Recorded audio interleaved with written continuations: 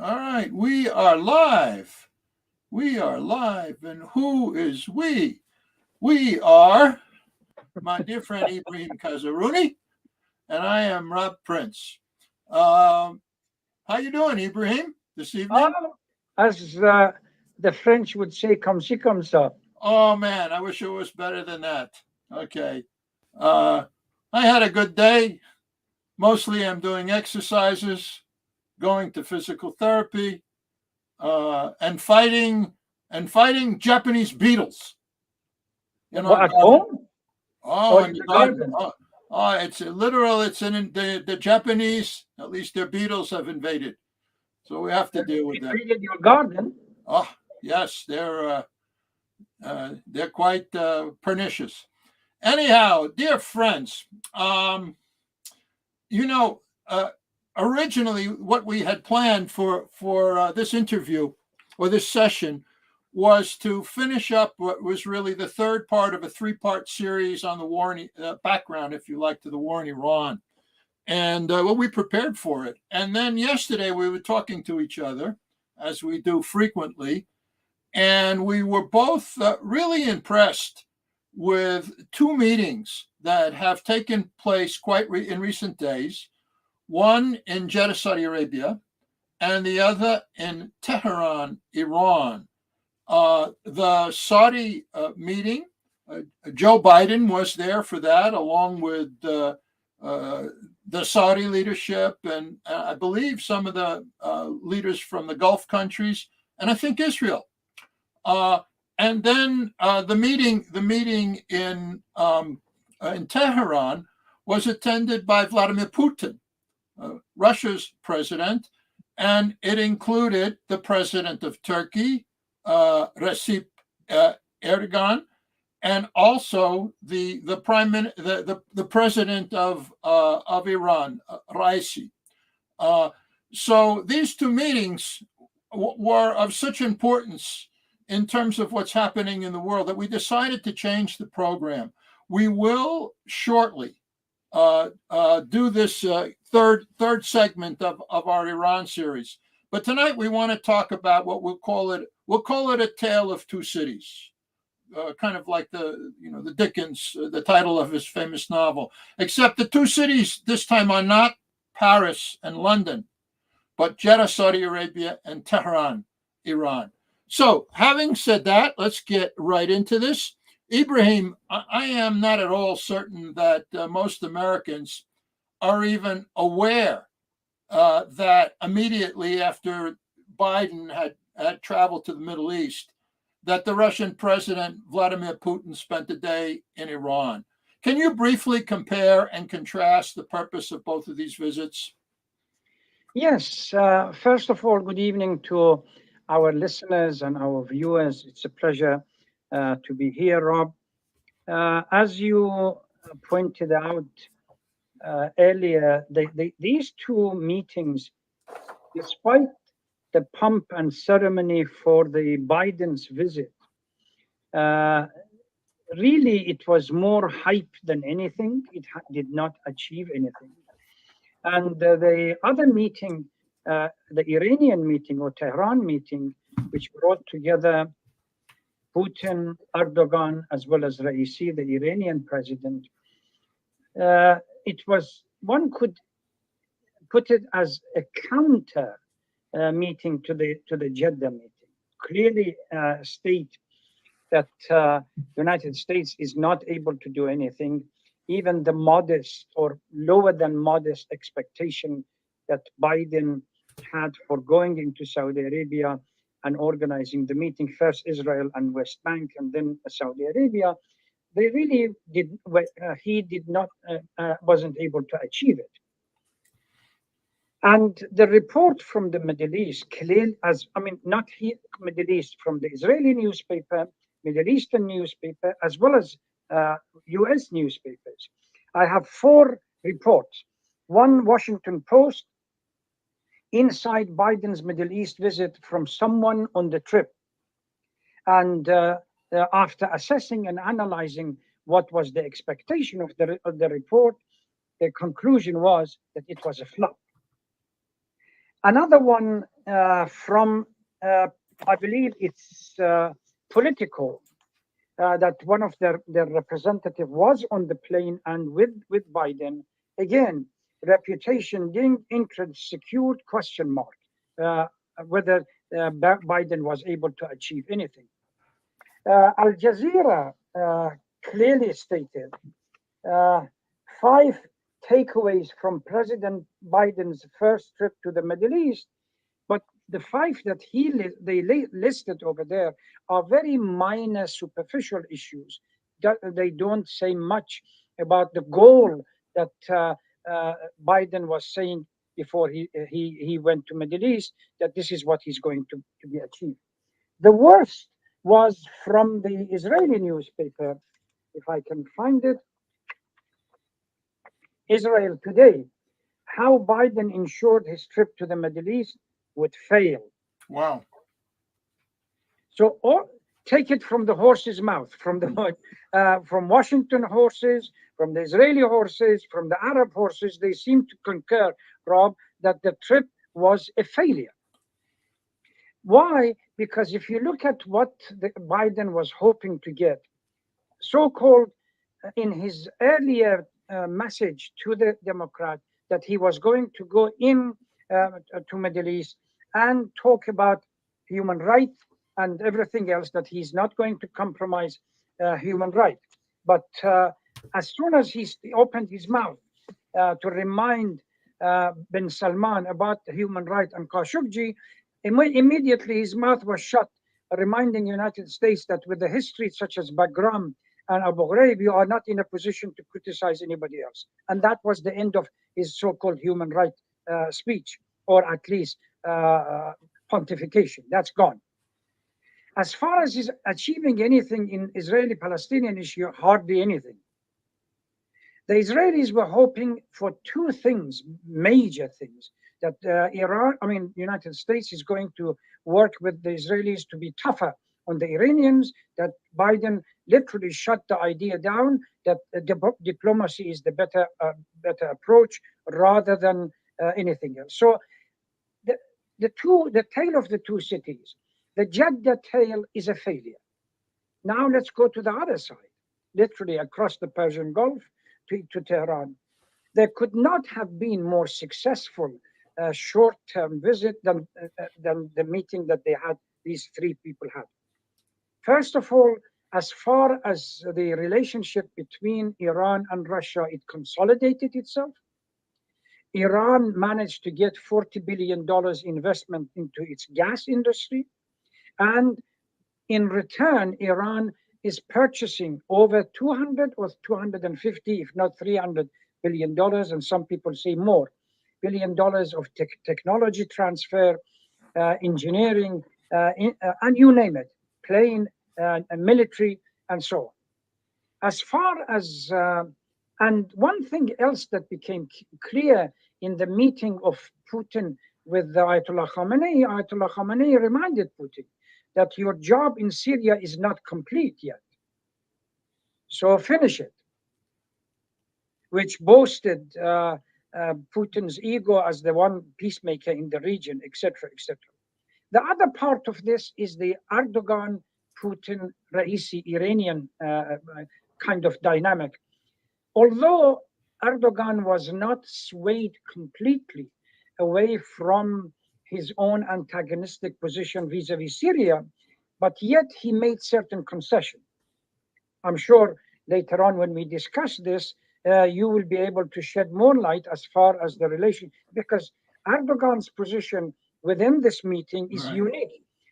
Really special. Literally both sides, Yeah. NATO as well as this. On the one hand, supports Ukraine. On the other hand, you were right at the beginning that although we are focusing on these two cities, they both have ramification vis-a-vis the Ukraine issue. So, oh yes, Erdogan was not prepared to let go of his animosity towards Syria, but he made certain concessions. Number one, criticized United States for staying in Eastern Euphrates, and they have to go.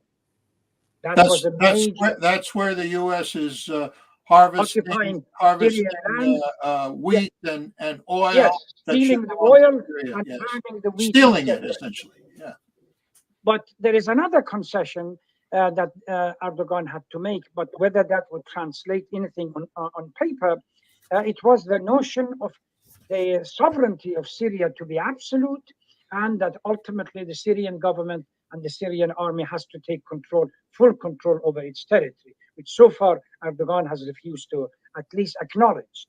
right. So all of these are positions that clearly states that the Tehran conference was a success.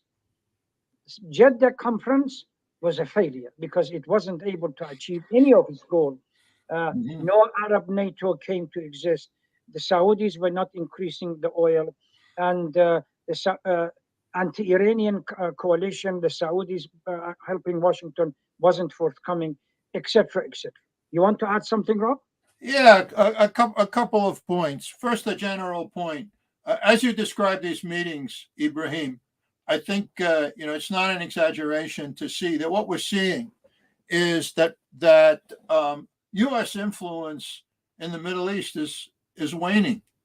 It's on the decline, whereas Russian influence in the Middle East is on the rise. So, as a general statement, that needs to be understood. And we have been talking about this for a number of years. So here, as they say, the proof is in the pudding. Concerning the connection to Ukraine, there's so many connections here. On one level, of course, there's the oil connection, the sanctions that the United States and the NATO countries have placed on Russia, and now it's backfiring, it's boomeranging on the European countries, and they're looking for oil, and they're trying to get the oil producing countries, of course, to produce more at a time when it's literally impossible for them to do it. There, in other ways, the Ukraine connection is there. There really were, as you mentioned, from what I could see, four goals that the United States had in this meeting, and you've mentioned a couple of them. So one was to get the Saudis to increase oil production. This was a complete failure, as you noted. It's not going to happen. The second thing was to strengthen this anti-Iranian coalition, which is now being referred to, if you like, as the Arab NATO. And I'm not saying it's dead in the water, but it's really quite weak. It's going nowhere. And part of the reason that it's going nowhere is that over the past year or two, the Saudis, as well as the Gulf countries, have begun to understand that any kind of provocation with Iran is suicidal for them. And so, not that things are hunky-dory between Saudi Arabia and Iran, but quite frankly, their relations are starting to improve. And to participate in any kind of a program and any kind of antagonism, and certainly the word that you didn't use was war, attack on Iran. These countries realize that they're in the first line of being targeted. It doesn't make any sense. So this coalition, the United States is pushing and pushing, but the Saudis, as well as the Gulf states, find ways, if you like, to back out and not to go along with the Israeli program. And as you mentioned, what is it that Israel is trying to do? Well, really, Israel is trying to do what it's tried to do for decades, and that is to get the United States involved militarily in the region, so that there's less responsibility on itself. And what we're seeing, and this meeting was a classic example of that, is that more and more the United States is avoiding exactly a direct military confrontation with Iran. So there's that point. The third point, kind of if you like, on a more regional or global level, is trying to get these allies to take the U.S. NATO side in Ukraine. And it's real interesting there too, because they refuse to. They're like so much of the global South. They have no interest in taking a side on this. And we're now entering an era where the U.S. position is, you got to be with us 100% or you're against us. and most countries in the Middle East. And these include, very interesting to me, really classic U.S. allies. Not even allies, subordinates, to be quite frank, if we look at the history. And yet there's a limit to what they're going to do on this on this Ukraine thing. I think that's really quite interesting. And finally, there's even the more global context here. The United States is trying to hustle as many of its former allies into its struggle between a unipolar and multipolar world. And that is to say, they want them on, Washington wants the Saudis and others on its side in this kind of this tectonic political struggle between what we're really seeing is a dividing a global economy into these two camps. So it really, when you look at it this way, Ibrahim, it wasn't. It was almost, you could say, a political debacle that Biden quote achieved in this region. And then there was one other point, and frankly, I'm not interested so much in personalities and things like this, but it really is embarrassing to have an American president going around looking to shake hands with people that aren't even there. I mean, it's somewhere between sad and pathetic. And as you told me, he was ridiculed. I mean, really, really harshly ridiculed in the media throughout the Middle East. Is that accurate? Yes, Rob. I mean, the actual pictures, graphic pictures in Israel, for example, Israeli president is showing him that there is a seat over there for him to sit down. And you can see the picture. He turns around and extends his arm as if there is somebody over there that he wants to shake hand with. And these pictures became, how can I put it, so repeated, went viral around the Middle East, that this is the president of the United States, an old senile individual that constantly either fails down or shakes hands with imaginary people, and he wants to resolve anything. So it became not only criticism of the American foreign policy, it was how the whole thing was caricatured. Yeah. I mean, they're being ridiculed. The United States, world power, being ridiculed. Yes. Ridiculed and caricaturized within the media. Go ahead. One point, and then I want to move on about this. On our KGNU program, we can talk in more detail about this whole situation with bin Salman and Khashoggi and all that. So, because it's very interesting, very, very interesting, how Biden had to come to Saudi Arabia comes there begging, and he gets nothing.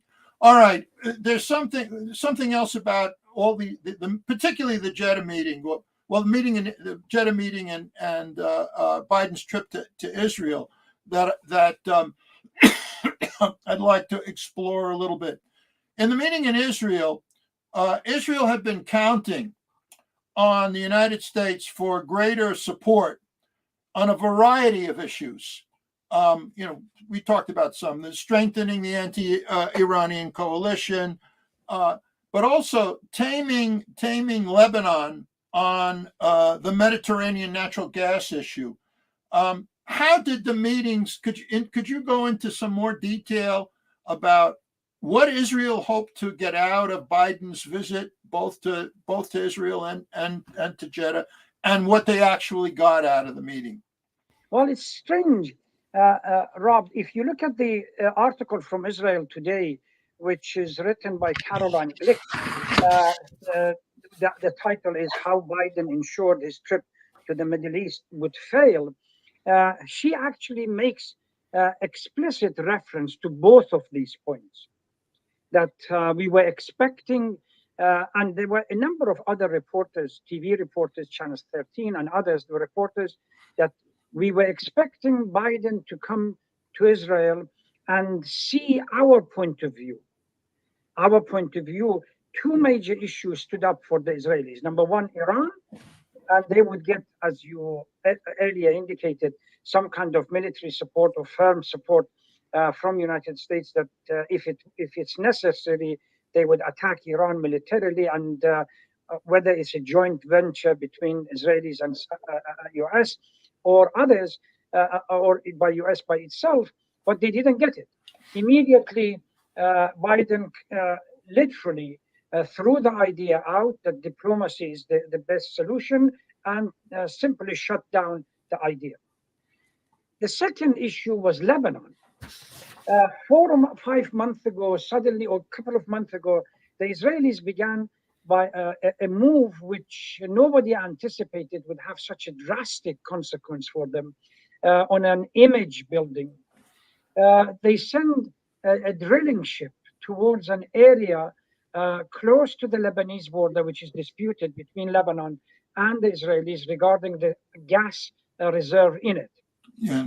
Mm-hmm. And with it, they said that any attack against this ship, and we would demolish Beirut, we would demolish this, we would demolish that. The Israeli Minister of War, what's his name, Bintz or whatever, he said we will walk into Bahia, which is the Shias part of Lebanon, and we wipe out. Once it became clear that the Israelis are intending to go and start drilling, Hezbollah sent in 3 low-level drones, very cheap ones, not even sophisticated ones, not having any weapons, to deliver a message that, look, you are at the firing range. And immediately, Hassan Nasrallah made a speech that literally balance of power between the Israelis and the Lebanese were flipped around and created a new dynamics. Either we will be allowed to take our oil and gases from our land that we see as ours, or nobody else will take any gas and oil from their sites. And the Al-Manar and Hezbollah sites clearly identified that they know exactly where these sites are, and they are how far they are from the Lebanese border and how quickly they can hit them. The American so-called intermediaries immediately panicked and had a meeting with the Minister of Energy in Israel, encouraging them that they must make concession, otherwise we are on a brink of war. And the leaders of, former retired generals, etc., they said it's not worth it to get into a war which we are not prepared and we don't know its consequence for a little bit of gas that can be given to the Lebanese for the whole situation to be quieted. Israelis wanted that Biden would somehow pressure on Michel Aoun, the president of Lebanon, and the Sunni prime minister to somehow see the Israeli way and give and make more concession. Unfortunately, it didn't. Nothing came out of it. So on these two issues, Caroline Glick is correct. It was a flop for the Israelis as well as for the Americans as well. And as far as Palestinians, nothing was given to them beyond the promise that we will open some kind of a consulate in Jerusalem. That's it. You want to say something? The Palestinians came away with nothing. Yeah. Nothing on this. So just to add a couple of points on this, for those unfamiliar with it, there's a natural gas region in the Mediterranean. From what I've read about it, part of it is in what could be considered, Israeli territory, and part of it is in Lebanese territory. This particular site has been the subject of controversy for some time, actually. And interestingly enough, here in Colorado, in the United States, there's a lot of interest. There's a big time investments in this particular project. But having said this, the threat of a Hezbollah strike on an Israeli oil drilling ship was enough to stop this project. That's a real change, if you like, in Rob, that balance of by the power way, dynamics in the region. Israelis that they were threatening that to go to Gaza, to Dahia and Beirut, yesterday they ordered the ship out because Yeah, they so thought, the ship isn't even. That's yes, the ship. That's really quite interesting. So to respond to some of the other points that you made, um, you know, the really interesting thing to me about this meeting in Tehran is the position of the Turks. On the one hand, they're still members of NATO. And by the way, they play a role, particularly in Central Asia, in support of U.S. and NATO interests. You should not forget that. All right. And in many ways, also, if you look at the role that Turkey has played in Syria, it's really been part of the team to try to partition and destroy the Assad government. So it's not true that Turkey is completely antagonistic to U.S. NATO interests. On the other hand, Turkey is quite serious about maintaining its ties and its interests with Russia and with Iran. Okay, and so they're really caught in the middle. And I find that it's look, Erdogan, we can criticize him. He's not a great Democrat, whatever. But having said that, he has played a clever geopolitical game, although I feel like he's walking on a tightrope, and I don't know how long it can last. Now, having said that, the interesting thing about this meeting, which you referred to, the meeting in Tehran, was the pressure that the Russians and the Iranians put on him over Syria. Because quite clearly over the past few months, Turkey has made it really clear that they still want to partition Syria. They want to take a chunk out of Syria. And movement towards them leaving Idlib province is kind of frozen, things like that. And so the Russians and the Iranians basically put this issue right in his face. We expect you, and he has to sign a statement that he respects the territorial integrity of Syria and that Syria has a right to all of its territory, which of course, counters his, if you like, Ottoman expansionist thinking. Now, as we have discussed earlier today, it's a statement. It's not followed up at this point by policy.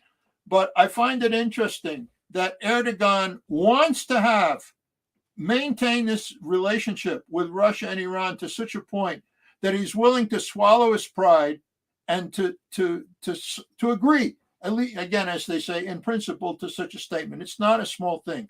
What do you think of all that? Rob, we both have been talking about this point for the past 24 hours. I think the more today, past 10 years. I saw something which I think is the answer to the question. Turkey was able to broker the wheat kind of shipment between Russia and right, and Ukraine, yes, and Ukraine. I think the price for the agreement in Tehran was this image building for Turkey that the Russians allowed Tayyip Erdogan to do it. Otherwise, without a green light from Russia, Erdogan would not have been able to do it because he's been trying to do this for the past several months. So he's getting the image building for national as well as international. But at the end of the day, the issue of Syria, while step by step they are getting something out of Erdogan, but this is a huge concession from part of Erdogan to accept finally that the territorial integrity of Syria, and number two, for ultimately the Syrian regime to be able to have full control over its territory. By the way, the desire to take another chunk of Syria is not new. No. The section of Iskenderun that Right. Turkey took in 1920s and 1920s. Yeah. 1930s was another piece of Syria that Syria still says is ours, but it's been occupied by Turkey. So that part of it is nothing new, but certainly it's a double play. On the one hand, Turkey is within NATO. On the other hand, Turkey supports Israel in Ukraine. On the other hand, they want to remain somehow this umbilical cord with Russia has to be kept because they don't want to sever relationship. And because now it becomes clear if they go too far, the punishment from Russia against Turkey will be severe, Yes, as it I happened think in the case of the Israelis. yes, Yeah, that's true. with the case of Yeah. Israelis. So Ibrahim, we try to keep these presentations to about a half hour, and it is about a half hour. Do you have any concluding remarks about the significance of these two meetings that we just tried to analyze and explain? Yeah, I mean, Rob, both of us, we know, as you said earlier, we have been repeatedly talking about the waning of American power in the region. If there was nothing else, as an example, that underscored this point of view, the Jeddah meeting or conference was quite clear. You build the hype, and then you go into the meeting talking about, well, I'm going to talk about human rights and this and that, the list of demands, and then you come out with nothing, absolutely nothing out of it. This is monumental failure for United States foreign policy, particular Middle Eastern policy, that would not have happened if US was in the, call it the old powerful position around the world. Even the Middle Eastern governments, the so-called regional puppets, they are aware that the old age of US control over the region has gone. Russia and China, and to a degree India and Turkey, have become, and Iran, they have become powerful regional players that United States is unwilling, and if we were to listen to Scott Ritter or anybody else, unable, incapable of dealing with them and going to war with them. If United States would have been able to go to war with Iran and finish the whole thing, it would have gone and done so. But they know the limit of their own ability. So this clearly underscores that the new dynamic in the Middle East is moving towards multi-power, multipolarity, Yes. with the axis of resistance consolidating itself, Iran, Syria, Hezbollah, Yemen, and everybody else. And Turkey is going along a little bit with it. And certainly the role of China and Russia within the Middle East. They are the new powerful, I wouldn't call them hegemon, but powerful regional powers that they are going to influence the region. You want to say something, Rob? Well, you know what, you really kind of summed it up pretty well. When I look at these two meetings, Jeddah, yeah, a bunch of, I don't mean to be disrespectful, but a bunch of nobodies, kind of not knowing what to do or how to do it. Nothing concrete comes out of the meeting. In Tehran, three real, whatever you think of them, real players. Okay, Russia, Turkey, and Iran. Three major powers, different political orientations, but coming together in this exercise in multipolarity. So yeah, really a vibrant example of the declining U.S. power on the one hand and rising or improving, if you like, Russian, Iranian, and ultimately behind it, Chinese power on the other.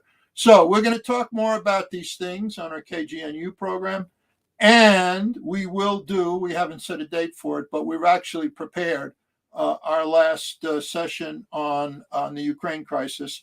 And so we'll let you know when that is too. So goodbye to everybody. Ibrahim, thank you once again. Thank you very much. And- Goodbye and and good night.